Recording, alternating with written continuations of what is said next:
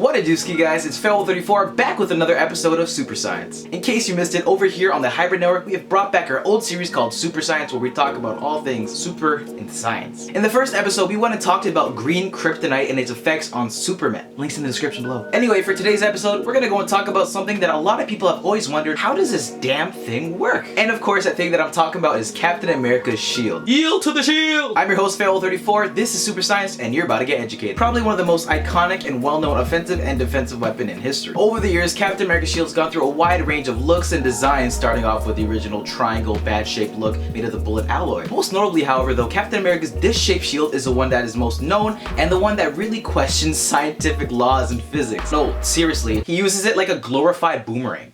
Alright, now let's get into some of the super science. Before we get started guys, let's go and cover the common misconception that a lot of people have about Captain America's shield, how it magically comes back to him. Back in the good old days when Cap didn't have his electromagnetic band that calls back his shield, what we're actually talking about is called ricochet ballistics. Something to note about Captain America's shield and how it works exactly is it's not reliant just on the shield's properties but also the person using it. The superhero serum that enhanced Captain America's physical attributes also improved his mental attributes, including things such as cognition, perception, balance, aim, and reflexes to a near genius level. This allows him to instantly calculate ballistic physics and also predict the trajectory of objects in motion. This gives Captain America the perfect shot. You seriously don't want to play ultimate frisbee with this guy. He can also dodge and reflect bullets from collateral ricochet and not hurt any civilians. Literally within a couple of split seconds, Captain America can determine where his shield is gonna bounce and where the location is gonna be after it comes back to him. Okay, now that that's covered, let's go on to Captain America's mighty shield. As many people may know, Captain America's shield is actually made up of vibranium and also made up of a unique alloy of steel. Steel is a very stiff,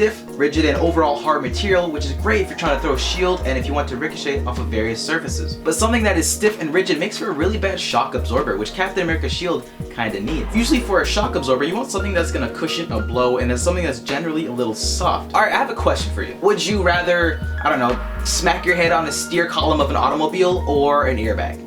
The answer is obvious. The airbag is softer. It deforms under pressure and takes a little bit longer to slow you down. Whereas the steering column is very stiff and rigid and it takes a very short time to stop you. And a very short time, well, that means a very large amount of force is applied to your head. So you want Captain America's shield to have a combination of these, the strength and the rigidity of steel, but as well, the amazing vibration absorption properties from vibranium. Which I might add for some people who might not know this, doesn't exist. It's a fictional mineral.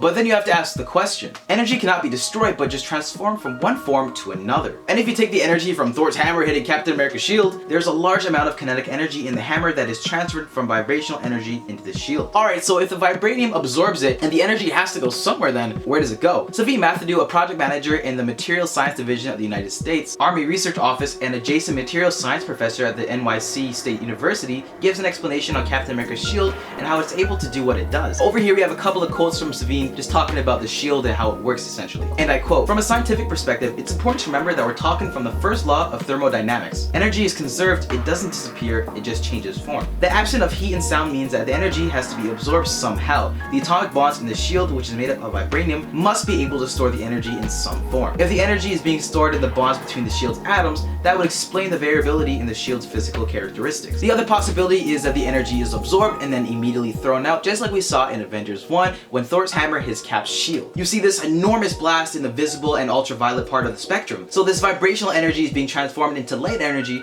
which then radiates out from the shield." And that is the super science behind Captain America's shield. Guys, thank you so much for checking out this video. If you enjoyed it, you can leave a like and subscribe to the Hybrid Network if you have not already. Also, feel free to check out my channel, links down in the description below. What did you think about the super science behind Captain America's shield? Let us know in the comment section down below. That is it for this episode. I'm your host, Feral34. This is Super Science, and you just got educated. I'll see you guys next week.